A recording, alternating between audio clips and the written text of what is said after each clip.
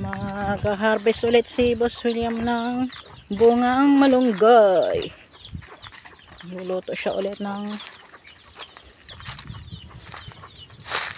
bunga ng malunggay. Ayan.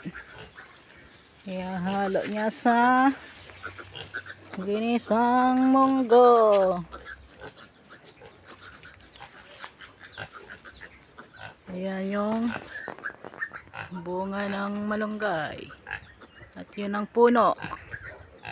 Nasa likod ng dragon fruit na to. Yung puno ng malunggay. Oops, nabali na.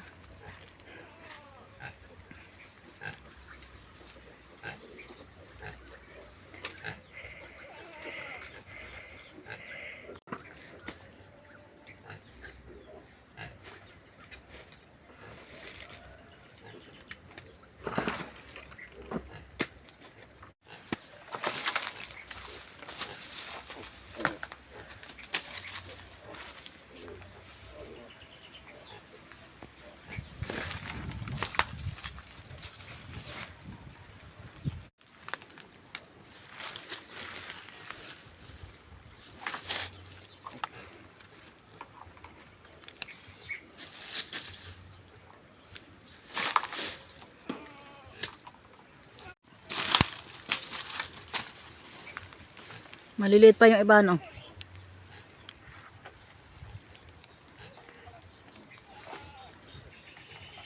Ayan. Ayan. Nag-harvest o nagsungkit. Sungkit si Boss William ng gugulahin. Idadagdag doon sa munggo.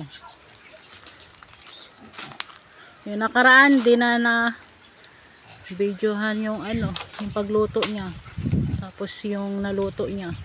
Yung nakaraang luto niya ng may bunga. Bunga na malunggay, guys.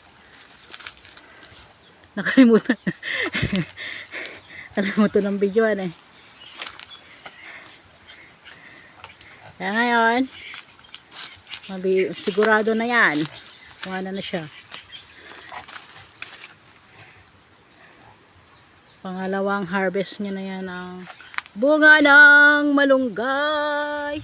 Masarap yan, guys. Sarap yung bunga ng malunggay. Masarap sa sabaw. Lalo pag may sabaw yung niluto. Oh, daming plastic naman.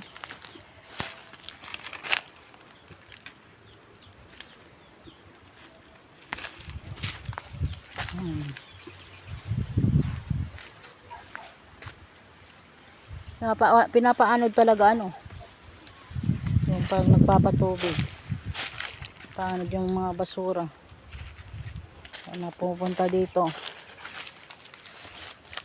Nagpapatubig si Boss William ng kanyang maisan, mga tanim niyang mais.